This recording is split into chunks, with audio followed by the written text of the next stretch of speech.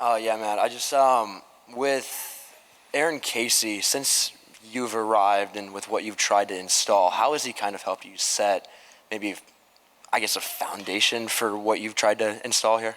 Yeah, I think anytime you have high-level players, you build everything to highlight strengths.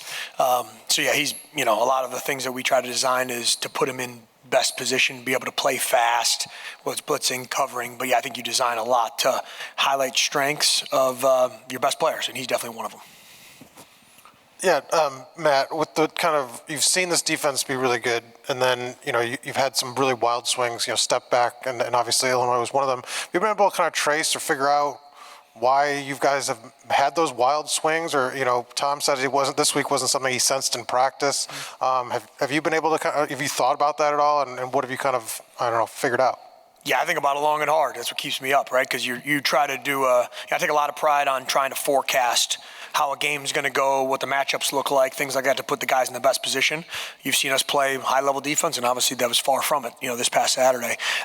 It comes down to execution, right? I mean, more games are lost than won, and if you have a breakdown from a coverage standpoint or a blitz standpoint, it comes down to what are you asking the guys to do, what's the communication, it starts with me, and then what's the execution level from there. So limiting those things to make sure that they don't happen. Obviously they happened. We address that head on with the guys, but I wear in every own every part of that, from that standpoint, and making sure, okay, hey, here's the expectation, everybody knows it 100%, and we're able to go execute on game day. But to me, it's no, I didn't think that.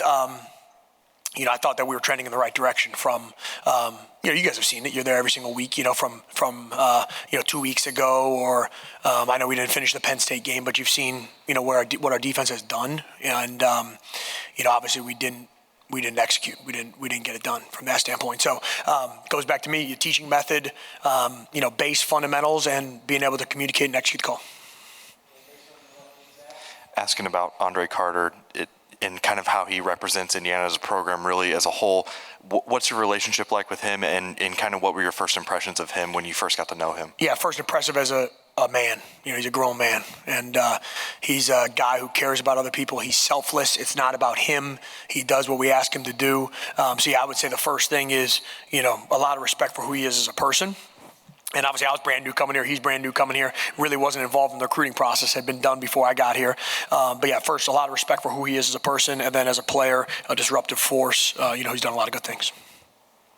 I guess asking more toward the end of a season in an era when it's probably going to become more common to see guys like Andre, Jacob, Nick Toomer, kind of come in as transfers and need to sort of adapt quickly because you're going to expect a lot of them. Just, I guess, how do you approach that, and maybe how have you refined your approach to not necessarily recruiting transfers, more so the idea of once they're in the building, yep, getting them up to speed and being able to sort of maybe figure out that happy medium between what they're good at and what you need from them? That's right. I think first you have to learn what they do well fast, you know what I mean? And then have a system that is complex enough for an offense but easy enough to learn for a defense. That way they can adapt fast into it. If it's something that's, takes a redshirt year, takes 2 years to do, that's not what we're operating with, right? So you got to have a system that's in place that guys can understand and be able to highlight their skill set from there. So I think it's a little bit of, okay, what does this guy do well? What does our collective group do well or not do well? And then having a system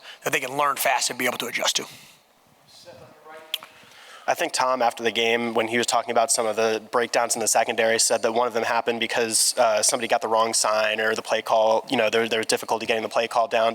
I was wondering if you could elaborate on what happened there. Yeah, for sure. It starts with me from a communication standpoint, and clear lines of communication of getting a call down, getting it signaled. From that standpoint, I take a lot of pride in getting calls fast enough for our guys to be able to line up and execute. And there was one that our chain of communication wasn't clean enough to be able to get it to the guys from that standpoint. So I own every bit of that, and don't expect that to ever happen again, and it can't happen. Yeah, I guess in regards to that, what's kind of the approach this week in practice to try to iron some of those things out and make sure that doesn't happen again? Yeah, for sure. I think it goes back to when we come up with our menu for a game, making sure that it's airtight and everybody knows every piece of that, and making sure that it's got things our guys can execute and highlight their skill set from there. Right? So it goes to that, and then it goes to our teaching methods. No different than when we present to the guys. Here's what they do well. Here's how we're going to attack it from that standpoint, and going head on at it. Right, and then making sure that you're repping the things at practice that you need for the game. Anything else for Coach Guerrieri? No? Thanks, Coach. Thanks, guys.